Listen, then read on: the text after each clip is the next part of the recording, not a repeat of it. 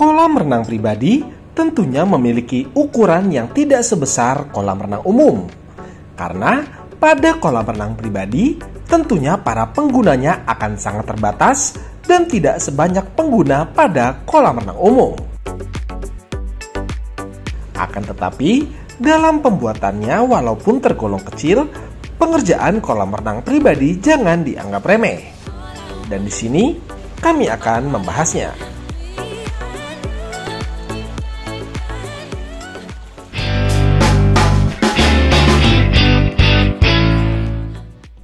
Pada kesempatan kali ini, kami dari tim di Multipool akan menampilkan sebuah proyek pembuatan kolam renang yang sedang kami lakukan di daerah Tebet, Jakarta Selatan.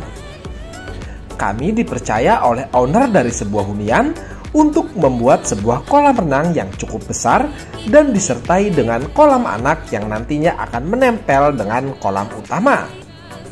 Dan ini dia desainnya.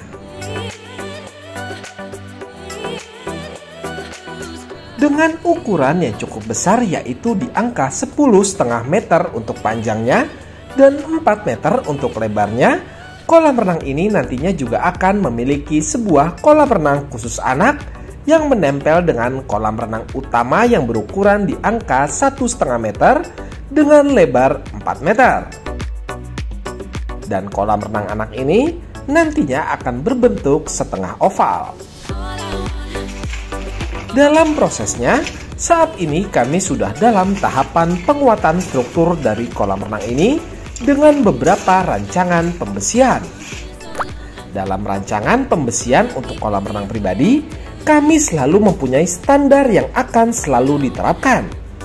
Setidaknya ada 4 rancangan pembesian yang akan selalu kami buat untuk kolam renang.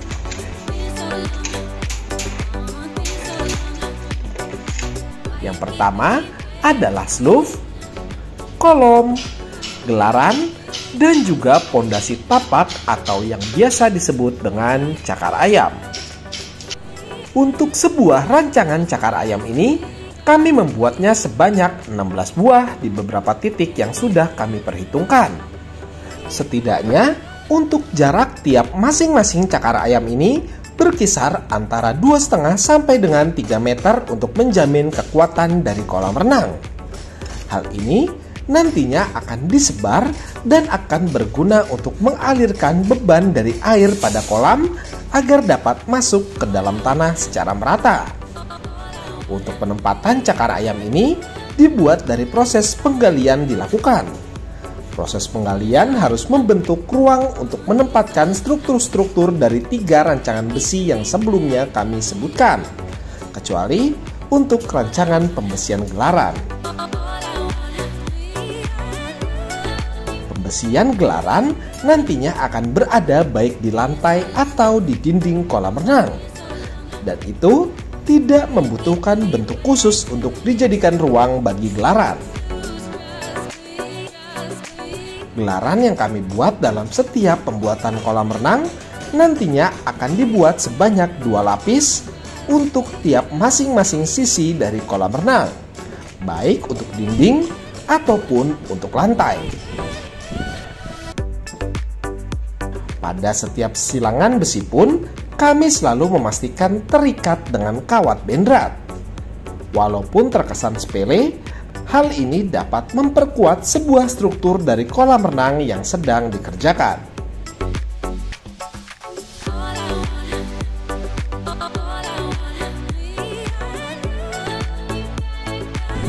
Jika Anda memperhatikan bekisting hebel dari kolam renang ini, ada salah satu dinding yang terlihat lebih rendah jika dibanding dengan yang lainnya. Dan mungkin Anda tahu bahwa hal tersebut sengaja kami persiapkan untuk pembuatan sebuah gutter dari kolam renang. Karena kolam renang mengadopsi sistem sirkulasi semi-overflow di mana air akan melimpah ke salah satu sisinya, jadi rancangan pembuatan gutter harus dipersiapkan sejak awal. Tidak hanya perihal gutter saja, pipa-pipa dan lubang untuk sparing pipa pun harus dipersiapkan dari awal pengerjaan kolam renang. Contohnya, seperti pipa inlet dan pipa main drain pada kolam renang ini.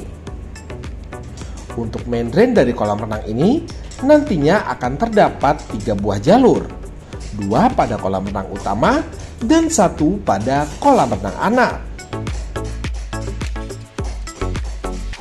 Sedangkan saluran inlet sebagai jalur masuk air bersih untuk kolam renang utama nantinya akan terdapat sebanyak 6 jalur dan 2 jalur lainnya untuk kolam renang anak. Perihal kolam renang anak, mungkin ada yang bertanya bagaimana mengenai sirkulasinya. Apakah dibutuhkan sirkulasi tersendiri untuk menjaga kualitas airnya? Sebenarnya, hal tersebut tergantung dari desain dari kolam renang yang akan dibuat. Pada kolam renang ini, nantinya kolam renang anak akan menjadi 1 sirkulasi, sehingga hanya dibutuhkan 1 pompa saja untuk mencakup keseluruhan dari kolam renang. Akan tetapi, untuk menghasilkan sirkulasi yang tetap ideal dan optimal, kolam anak ini akan tetap membutuhkan sebuah main drain dan 2 buah jalur inlet yang sebelumnya sudah kami sebutkan.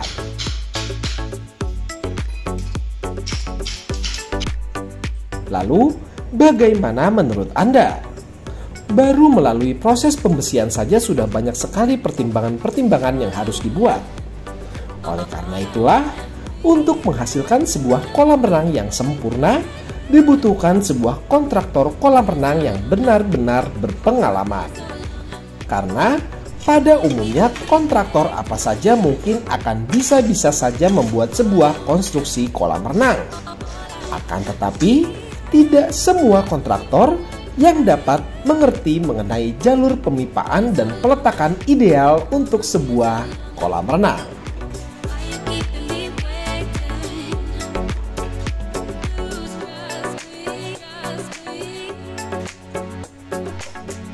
Terima kasih telah menyaksikan video kami. Jangan lupa untuk bantu support kami dengan cara klik tombol like, subscribe, dan tekan tombol loncengnya, serta bagikan video ini agar channel ini dapat terus berkembang dan dapat terus membagikan manfaat untuk Anda semua. Sampai bertemu di video kami berikutnya dalam The Multipool Channel. Sampai jumpa. Jika Anda membutuhkan jasa pembuatan ataupun renovasi kolam renang yang berkualitas dan juga bergaransi, Anda dapat menghubungi kami di nomor berikut. Atau Anda dapat menghubungi kami di kontak yang terdapat pada deskripsi video di bawah.